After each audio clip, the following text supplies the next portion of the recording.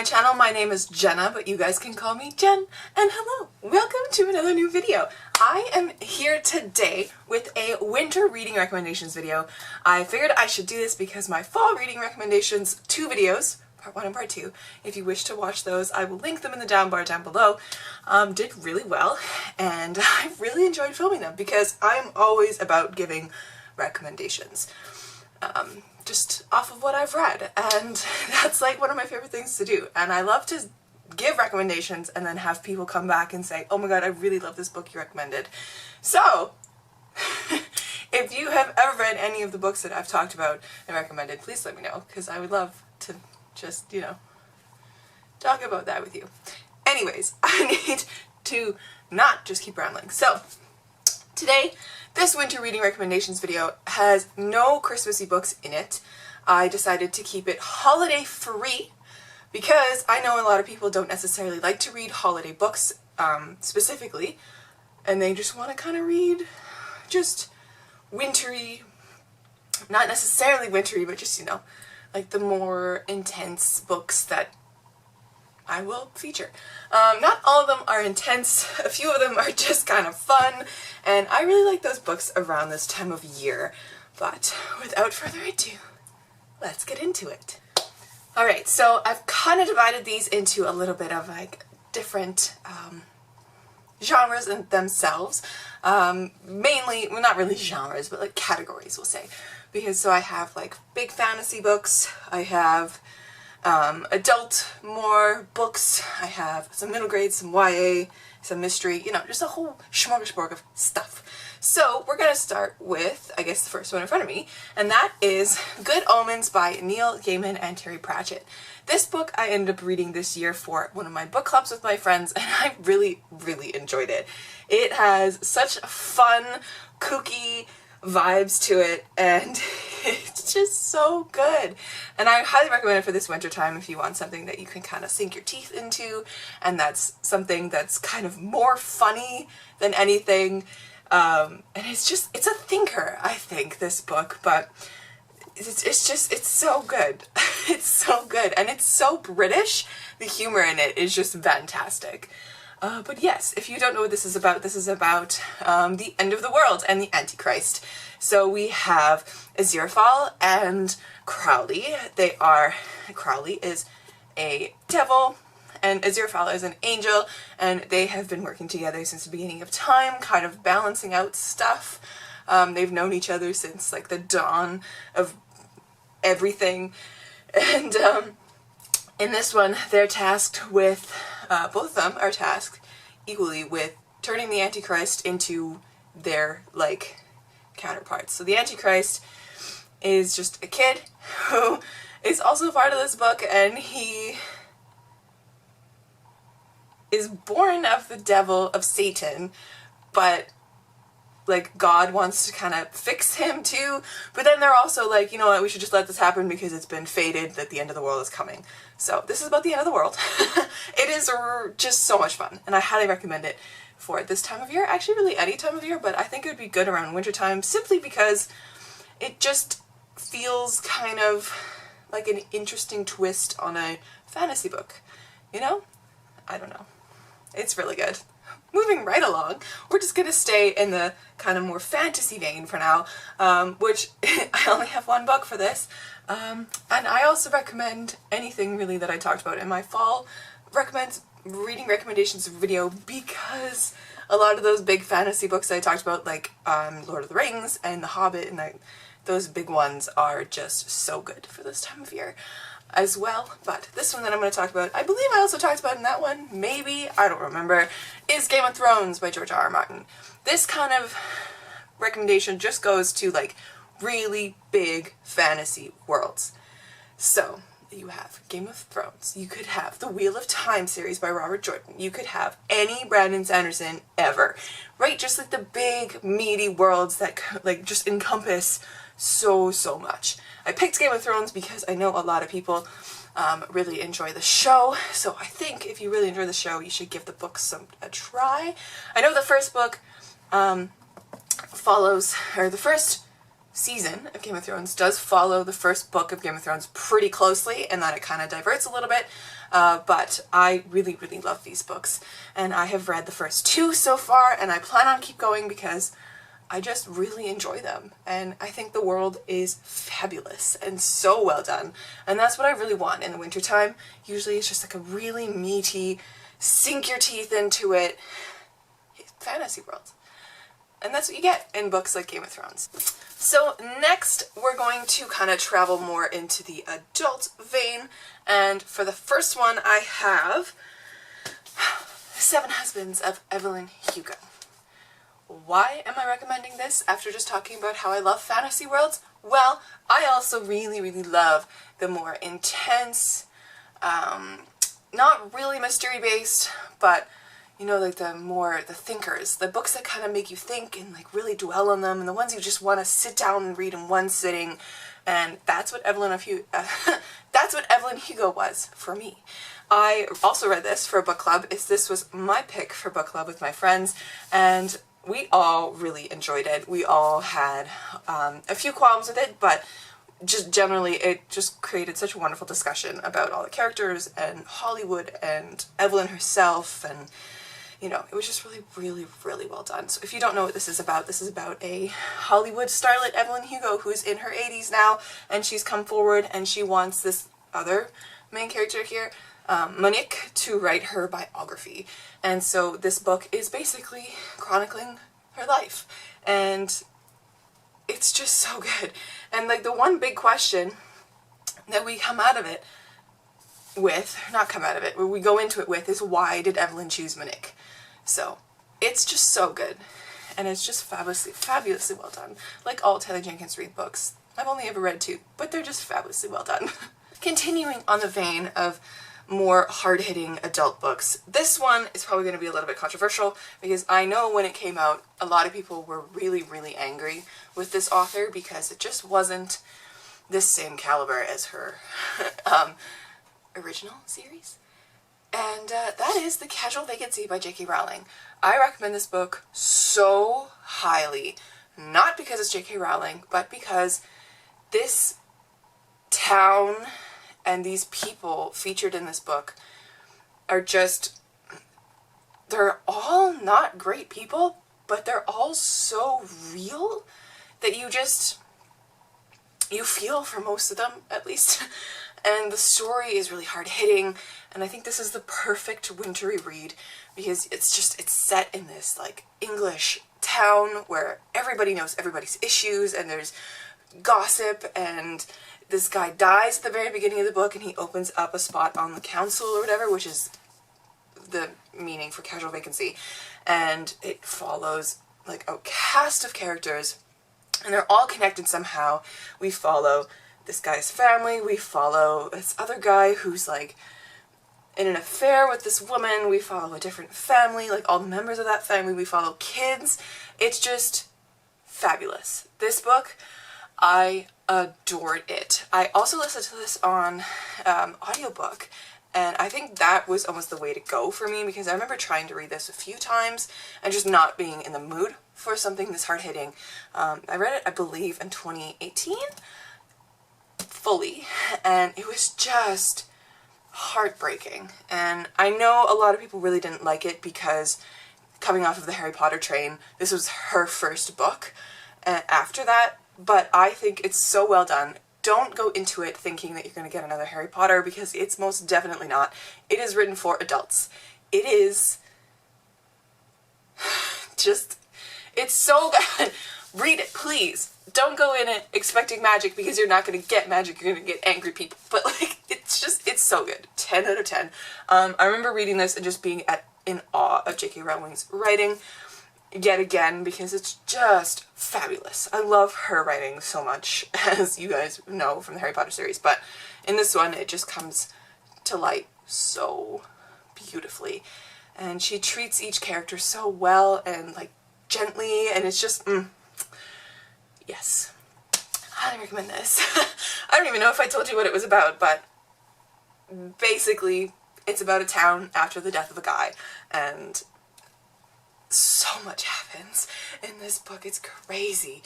But yes, fantastic. And we're keeping on with the J.K. Rowling train because of course we are, but that is her crime series under the pseudonym of Robert Galbraith. So this series I adore so much. It is just fabulous, and I know a lot of people have tried reading the Cuckoo's Calling, which is the first one, and they were kind of like, about it, but I have to say, they get better with every book. This is the third book, and this is my favorite book so far. I have yet to finish Lethal White because I picked it up on audiobook a few weeks ago and then I just never continued with it because I was in a weird reading slump and I just couldn't, but it was so good on the way in, and it's a slow burn. Lethal White's a slow burn. But this one of the series was just fabulously done. And I recommend this for winter reading because mysteries are always good around the winter-fall time, especially when they have like creepy serial killer elements to it like this one does. I highly recommend this series, and I highly recommend this book specifically. I don't actually know if you need to read the other ones before going into this one. I recommend you do because you get to know the characters more. Cormoran, the detective himself, and you get to know Robin, his like intern, sidekick, receptionist lady. But in this one, you also get the point of view of the murderer, and you don't know who it is until the very end, obviously, but like, it was so good, and I really want to reread this because I don't remember the mystery as much, and I don't remember who did it. But I kind of want to reread it soon because it's just so good. I might have to do that in 2020. But yeah, highly recommend a crime novel such as this one. So now that we're done more the adult strain of books, I'm going to venture more into the fantasy strain. So I know this one is marketed as a adult fantasy as well. It is, I found it in the adult section in my bookstore, but I think that a lot of people on BookTube who really like YA really like this series, and it's kind of branching over the two of them because it's just fabulously done. And that is the Darker Shade of Magic series by V.E. Schwab. I really like this book, and I have read it twice now with the purpose of continuing on with the series, and I have not yet. But I really enjoy this because it just has such a fantastical world, and it's just so cool, and it's just one of those worlds that you could really sink your teeth into this wintry season, and that is mainly because there are 4 Londons. We have Red London, Black London, Grey London, and White London. So Red London is Kel's London. Kel is our main character. He is they call him a red traveler, but like he can do magic basically. He's one of the only people who can do this specific kind of magic where he can go through the different Londons. He can visit each of the Londons because they're basically like sheets of paper lined up next to each other. So he can go through these sheets of paper where most people cannot. And I can't remember the name for it, but it's fine. And Grey London is the London that we all know. It's normal London. It's no magic London. And then White London is dying London, so it is overrun with magic and it has sapped its of life. And then Black London is dead. So that's basically this. And the premise of this specific book is that Kel finds a stone. He doesn't find a stone. Someone gives him a stone in White London, and this stone is magic. And it's like magic in its purest form, and he has to get it out of these Londons because it's causing so much turmoil. And that's basically it. He meets Lila Bard on the way, and she's from Grey London, and she's awesome. But yeah, it's a really good story. And again, like all the other fantasies I'm going to mention, I just love fantasy this time of year because it's just wonderful to sink your teeth into. Take a shot every time I say sink your teeth into, because like it's too much. I'm so sorry. Alright, so we have 4 books left. 3 of them are not middle grade. 3 of them are YA, 1 of them is middle grade. So, let's start with the YA. The very first one I'm going to recommend is Stalking Jack the Ripper by Carrie Maniscalco, because this series is just so good, and I wanted to recommend this one because I really want to recommend Hunting Prince Dracula, which is the second one, because that one is set in the dead of winter in Dracula's castle. But you need to read this one first to get to that one, because it's a series, and that's how you do things with series. But anyways, this one is set on the streets of London around the time of Jack the Ripper. I've talked about this book many, many times so far since I've read it in October, and I just adore this series so, so much. I have now read this one and Hunting Prince Dracula, and they're both fabulous. I gave this one 4.5 stars, and I gave Hunting Prince Dracula 5 stars, I do believe, and I'm so excited to keep going with this series because I just love Audrey Rose, and I love Thomas Cresswell, and I just love the mystery aspects of these, and like the romance is starting to come in, and I just love it. I love it so much. But yes, highly recommend this, especially for this time of year. But yes, Hunting Prince Dracula is the one I really want to recommend because it's wintry themed. But yes, very good. The next book I always recommend. I think it's in every one of my recommendation videos so far, but I have to because it's one of my all-time favorite books ever, and that is Strange the Dreamer by Laini Taylor. Again, with all the other fantasy books, it's a big world and it's just fabulously well written. And because this book has a little bit more of a lyrical tone to it, the writing, Laini Taylor's writing is just incredible. But I think it's perfect for this time of year to sink your teeth into. Take a shot. Oh my god. To get into and to explore this world, because it's just, oh, it's so fabulous. It's not even set in the wintertime. It's set in like the dead of summer, like it's hot in this world.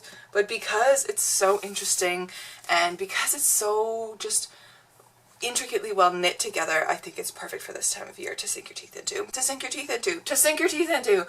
That's apparently my... It's fine. It's fine. We're just gonna... Yeah, it's fine. But yes, I highly recommend this book. It is about a man named Laszlo Strange, and he has a dream to go visit this disappeared city named Weep. And one day that dream comes to him.